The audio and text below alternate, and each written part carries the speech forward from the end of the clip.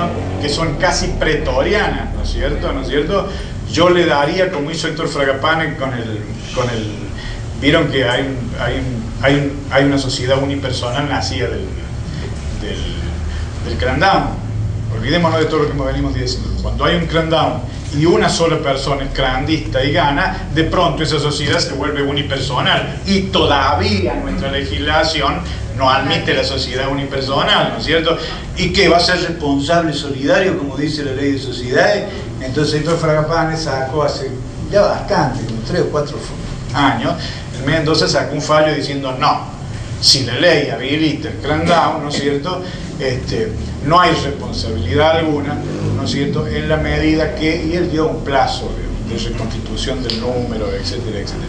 Me parece que en este caso del socio único, que no es cooperativa de trabajo, hay que darle un tiempo de reconducción del negocio societario, o asociativo, si no quiere llamarle societario, para que los cooperativistas no se ofendan, ¿no es cierto?, de reconducción del negocio. Hay que darle un plazo razonable de reconducción del negocio societario, porque como ya el dueño es un tercero, ya no es cooperativa de trabajo, bueno, démosle un plazo en lo razonable. ¿Cuál es el interés tutelado? La empresa. El crandown funcionó, anduvo bien, ahora ya no es un dador de trabajo, es un verdadero capitalista en el buen sentido de la palabra, un buen empresario. Pues démosle un plazo, ¿no es cierto?, claro, para que pueda reconducir el negocio societario. Pueden ser los 3 meses que da la ley para la responsabilidad, como puede ser algún plazo menor. Habrá que estar, ¿no es cierto?, en las circunstancias concretas del caso para ver qué plazo se le da, que sea razonable a los fines de la reconducción del negocio societario. Eso haría yo. Entonces tutelo todos los intereses y nadie me puede decir que estoy afectando a nadie, ¿sí?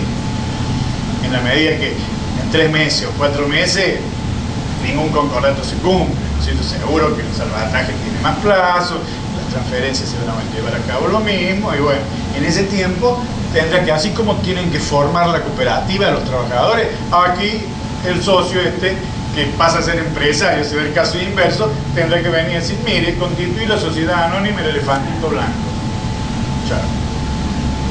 o la SRL, en fin, lo que resulte más práctico a él, ¿no es cierto? Bueno, yo quería seguir ahora, se hace pesado, ¿vieron? Ahora habría que hacer, ¿vieron esos juegos que hacen los chicos en la adolescencia? Todos lo habrán hecho, todos los chicos jóvenes, en la adolescencia, que uno se para, da la vuelta alrededor de la silla, párense todos, den la vuelta alrededor de la silla y vuelven a sentar a ver si nos despertamos, porque es larguísima la maldita reforma. No, a ver si digo algunas cosas como para que golpeen y nos despertemos. Chicos, y perdón por lo de chicos, o si no, agradezcanme lo de chicos. Señores, nos hemos hartado de enseñar que hay 2 modalidades de continuación empresaria. Nos hemos hartado de decir barbaridades. Entonces, cuando uno explica mal las cosas, claro, después termina teniendo que justificar las cosas al revés. Esto es para que visualicemos una cosa, algo que es fundamental. En la realidad, en la materialidad, una cosa es el círculo conceptual que jurídicamente puedo hacer porque el intelecto humano me permite la abstracción, ¿sí? Y digo, esto es un reloj, y todos ustedes reconocen que es un reloj. Y entonces una cosa es cuando yo hablo de continuación inmediata haciendo un círculo conceptual en un determinado momento. Otra cosa es cuando yo hablo de la continuación ordinaria común a todos los procesos en el 190 como diversas alternativas de la ley, pero en realidad la continuación es la misma. Y tal la continuación es la misma que en todos los procesos, incluidos los del 189, la ley que manda que el síndico presente el informe del artículo 190. Es decir, el informe de continuación, digamos, de la explotación.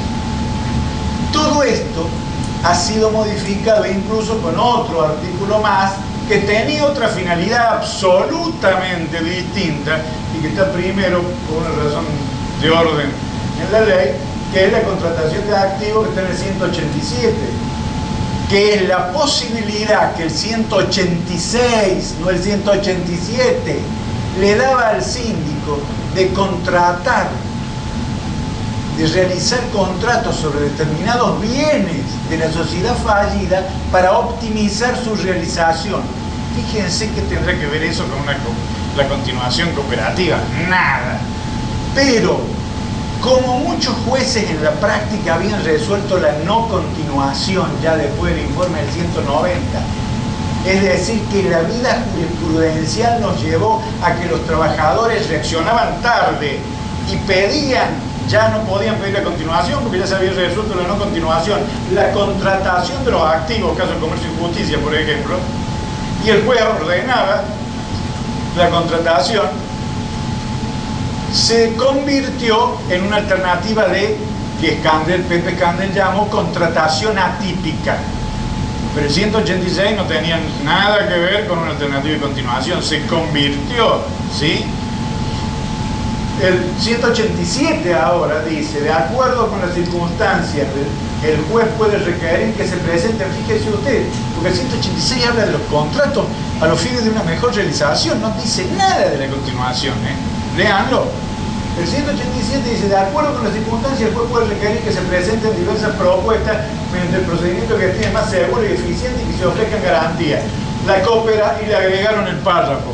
La cooperativa de trabajo de trabajadores del mismo establecimiento, de nuevo seguimos con trabajadores del mismo establecimiento, podrá proponer contrato. En este caso se admitirá que garantice el contrato en todo o en parte con los créditos laborales de sus asociados pendientes de cobro en la quiebra que estos voluntariamente afecten a tal propósito, con consentimiento prestado en audiencia entre el juez de la quiebra y con intervención de la asociación sindical legitimada. Es decir, la forma de garantizar con los mismos créditos es la misma que cuando se habilita la renuncia en el artículo 43, que hay que ir con la intervención social, la intervención del sindicato pertinente y hacerlo ante el juez. Allí hay que garantizarlo de la misma forma. Entonces, ahora lo que la ley ha receptado es una realidad que nace jurisprudencialmente. Puedo, a través de la contratación de activos, aun cuando se haya dispuesto la no continuación porque el informe del 190 fue negativo, de pronto reconvertir o reconducir el negocio y continuar, o un establecimiento, o varios, o la misma empresa, dependerá. En el caso de Comercio y Justicia se recondujo la actuación de toda la empresa, pero no se alquiló el inmueble, por ejemplo, porque era ajeno, y solo se alquilaron los bienes que integraban el fondo de comercio, las rotativas, toda esa parte, ¿no es cierto? Porque lo demás no era de la empresa fallida. Y se pusieron a laburar como negro, transpiraron la gota gorda, otra que convenio de crisis, por eso yo me río cuando derogan el convenio de crisis, porque defienden a los trabajadores, no saben lo que hacen. Ahí sí que cobraban poco. A mí me daba vergüenza. A mí me querían mucho, me iban, me consultaban, qué sé yo. Me iban a ver, en aquella época las cifras que sacaban eran, qué sé yo, como decir hoy, 1.200 pesos en todo el mes. Cifras absolutamente irrisorias. ¿Para qué? Para asegurar que hacían reservas para cuando llegara el momento de la enajenación de la empresa. Y cuando llegó el momento de la enajenación de la empresa, vino todo el debate sobre si podían compensar con los créditos que le habían reconocido en la quiebra, y la juez resolvió la compensación pese a que no había texto, que hoy sí lo hay, ¿no es cierto? Entonces, con la contratación de activos se vuelve una forma de continuación atípica, dirá Pepe Scandell, ¿no es cierto? La sindicatura fiscalizará el cumplimiento de las obligaciones, la autorizará a ingresar al establecimiento, Eureka, el 192 lo dice, para controlar la conservación de los bienes y fiscalizar la contabilidad en lo pertinente al interés del concurso. Los términos en que el tercero debe efectuar sus prestaciones se consideran esenciales y el incumplimiento produce de pleno derecho a la resolución del contrato. Miren cómo el legislador de la ley 2684 no entendió lo que hacía. Miren cómo ha dejado una resolución de pleno derecho estando una cooperativa de por medio. Yo por lo menos le hubiera puesto algún plazo mínimo de preaviso para evitar el hecatombe de la fuente de trabajo que están haciendo de nuevo. Bueno, no se tocó nada. Al vencer el plazo de resolverse el contrato, puede disponer de inmediata restitución del bien sin más trámite ni recurso alguno. O sea que ni siquiera tengo desalojo. Porque el que está adentro tiene para mí.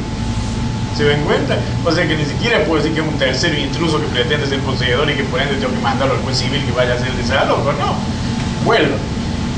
¿Se dan cuenta lo mal que están tocados? Cada uno de los artículos está mal tocado.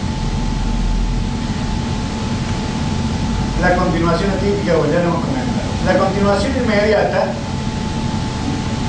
es la que realmente deberían leer. El 189 actual con el 191 que establece qué debe tener en cuenta el juez para resolver la continuación. Y van a ver que se condice con el 189. Dice, el síndico puede continuar de inmediato con la explotación de la empresa o alguno de sus establecimientos si de la interrupción, y aquí viene lo importante, el síndico es el que está legitimado para continuar de inmediato, no es el juez, el síndico, ¿está claro? O sea que tiene un poder increíble el síndico. Y ahora ves bonitos regalos que le han hecho, ¿no? Con la continuación de la empresa o alguno de sus establecimientos. ¿Cuándo? Si de la interrupción pudiera resultar con evidencia un daño grave al interés de los acreedores y a la conservación del patrimonio. Quiere decir que primera causal, daño grave al interés de los acreedores y al patrimonio. Segunda causa, si se interrumpiera un ciclo de producción que puede concluirse o entiende que el emprendimiento resulte económicamente viable. Quiere decir que acá hay dos cuestiones. Primero, no cerrar si estoy levantando la cosecha, porque es una soberana pavada, y por ende disponer la continuación al menos hasta que el ciclo de producción termine. Pero está inmediatamente ahí pujando o sin entender que el emprendimiento resulte económicamente viable. Son las alternativas de continuación inmediata. Hasta ahora los trabajadores no han aparecido para nada y el síndico puede disponer la continuación inmediata, como se decía antes, locando a un tercero, etcétera, etcétera. ¿Sí? Esto no ha cambiado. Y aquí viene. También, y acá agrega, la conservación de la fuente de trabajo habilita la continuación inmediata de la explotación de la empresa o de alguno de sus establecimientos, y acá es cuando viene la construcción distinta a la del 48, si las 2/3 partes del personal en actividad o de los acreedores laborales, o cambiamos el lenguaje, ya no son los trabajadores de la misma empresa, sino que son las 2/3 partes del personal en actividad o de los acreedores laborales organizados en cooperativa, incluso en formación, aquí le agregan, la solicitan al síndico o al juez, o quiere decir, y lo dije a propósito, el síndico puede disponer la continuación inmediata y ahora también el juez. Necesita petición de la cooperativa de trabajadores, pero si no lo dispone el síndico, lo puede disponer el juez a la continuación inmediata, cosa que antes no pasaba en el régimen anterior, ¿sí? Si aquel todavía no se hubiera hecho cargo, a partir de la sentencia de quiebre y hasta 5 días después de la última publicación de edicto en el diario oficial que corresponda a la jurisdicción del establecimiento, el síndico debe poner en conocimiento del juez dentro de las 24 horas. Bueno, lo primero que quiero decir es, seamos razonables. Lorenzetti estuvo los otros días en Córdoba y decía que los jueces teníamos un pecado, éramos poco razonables. ¿Saben a qué se referían? A los plazos. Y los abogados también son poco razonables cuando pelean. A veces pelean por 24 horas. Y a veces los jueces, como el sistema de recursos de orden público, le ponemos en un lugar por el temporáneo y lo cerramos y se acabó. Pero cuando están de por medio intereses públicos, cuando la litis es privada, ¿no? Le aplico la norma. ¿Qué pasa si viene el pedido de la cooperativa al sexto día, o al séptimo día, o al octavo día, o al noveno día de la publicación de edicto, le voy a decir que no.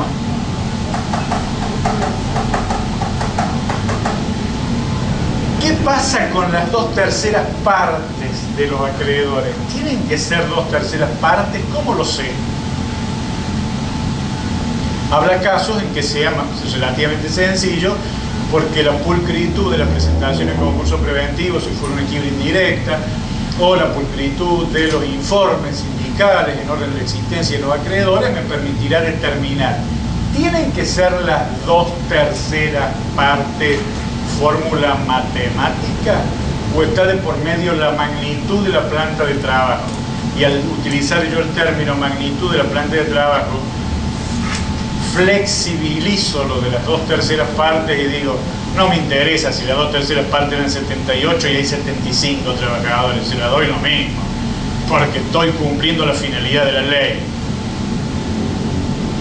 Ustedes son hombres de derecho, saben muy bien que la matemática es perfecta porque es abstracta, 2 más 2 es 4, pero a veces los contadores también, 2 más 2 es 5. Bien, en el ámbito de las ciencias sociales y en una continuación de un emprendimiento que ha desgarrado al país por el desempleo, yo creo que aquí hay que ser relativamente criterioso. Obviamente que no está para darle, porque sí, porque se me ocurrió. Debe haber verdaderas situaciones donde la magnitud de la planta de trabajo sea relevante, ¿no es cierto? Entonces, donde las diferencias en orden al famoso numerito de las 2/3 partes no tengan ninguna trascendencia. Estoy asegurando que la finalidad de la ley, la fuente de trabajo, esto está siendo muy debatido en la jurisprudencia de Buenos Aires. ¿Sí? ¿Cómo se trabajan las 2/3 partes? ¿Por qué? Porque hay muchos abogados que obviamente están en contra de la ley. Y esto es la mala redacción de la maldita ley. Yo jamás hubiera puesto un 2/3 partes. Yo hubiera hablado como habla el 205, inciso octavo, cuando habla de las condiciones de adjudicación previa licitación de la empresa, de que el juez deberá ponderar antes de adjudicar la magnitud de la planta de trabajo. Y en el inciso octavo del 205, la ley utiliza un término realmente inteligente: la magnitud de la planta de trabajo. ¿Por qué? Porque no es lo mismo la magnitud de la planta de trabajo, y esto no es peyorativo, pero es la realidad, qué sé yo. Ustedes conocen un montón de pueblitos de Catamarca que tendrán empresitas. No es lo mismo un pueblo que otro, una empresa que otro. ¿Sí? Es más, todos sabemos que Papá Estado es el principal empleador y por eso siempre gana las elecciones por el 80% del oficialismo. En Catamarca, La Rioja, está clarito. Más claro, echémosle agua. Entonces, la magnitud de la planta de trabajo dependerá de las circunstancias de tiempo, lugar y modo. Dependerá de dónde esté enclavado el emprendimiento, de qué tipo de pueblo es y qué significa para esa comunidad. ¿No es cierto? Entonces, mucho más importante que las 2/3 partes, que un número, es darle vida a tantos pueblos que se murieron en la década del 90 por políticas que, bueno, no vamos a entrar ahora a analizar. ¿Se dan cuenta? Lamentablemente, el artículo 189, en vez de seguir la lectura del artículo 205, eso demuestra nuevamente la celeridad con que se hizo la ley y los defectos de contribución que tiene toda la normativa, que va a hacer que, bueno, cada vez que haya una de estas cosas haya una pelea de por medio. Bien. Claro, porque ahí, doctor, disculpe, sí, también es un problema porque generalmente cuando el síndico propone la conservación, o sea, sí, la continuación de la empresa, ha hecho un estudio económico de la viabilidad de la empresa, claro, los recursos que tiene, claro, y por ahí el síndico va a decir que no es viable y los trabajadores lo van a pedir. ¿Qué va a pasar con eso? Va a tener que resolver el juez, ¿no es cierto?, en función de lo que realmente considere más relevante él. Claro, porque puede ser importante la masa salarial, todo, pero no tiene... Si no tiene... viable, Vamos o sea, a ver no si hay queda claro viable esto. Vamos a ver si queda claro esto. si yo fuera juez, a lo más pediría ampliación del dictamen sindical en orden a determinados aspectos, ¿se da cuenta? A lo mejor usted me dirá, no, el dictamen fue magnífico, explicó desde la A hasta la Z por qué no era viable. Pues yo creo que si no hay viabilidad, no se puede engañar a los trabajadores, ¿sí? Es decir, no se les puede poner una mochila más pesada que lo que ellos puedan llevar. Pero también creo que en eso hace falta jueces que tengan el coraje de decirlo. Cuando yo he tenido algunas continuaciones muy dificultosas, en alguna había 600 empleados, pedí la policía y me fui yo a la planta. Y les dije, la planta se cierra. Se armó un batahola 3 o 4 días y la cosa se terminó ahí. Hay que dejar, hay algo, decía Lorenzetti los otros días, que hace, y se viene diciendo hace por lo menos los últimos 5 años, que hemos dejado de ser jueces de derecho para ser jueces constitucionales, ¿no es cierto? Bueno, si esto es así, los derechos constitucionales se aplican, ¿no es cierto? También los jueces tenemos una mayor obligación y tendremos que dejar nuestros despachos e ir a los lugares donde suceden las cosas y llamarlo al síndico a ver por qué esto no funciona, explíqueme esto no lo entiendo. Es decir, no me puedo conformar con quedarme en mi despacho leyendo un dictamen, por valioso que sea, que entiendo poco, vamos a ser claros, lo entenderé en lo que a mí me interesa, ¿no es cierto? Pero que desde el punto de vista de lo que es la proyección de una empresa entiendo poco, sin antes constituirme, hacer una inspección ocular, escuchar a todas las partes. La ley ahora establece una audiencia entre las partes. Si me permiten, voy a avanzar. ¿Ves? El juez puede adoptar la medida que estima pertinente, incluso la cesación de la explotación con reserva de lo expuesto, pero no quería ir a esto, sino que ¿sí? Quería ir una nueva alternativa al 190. Miren,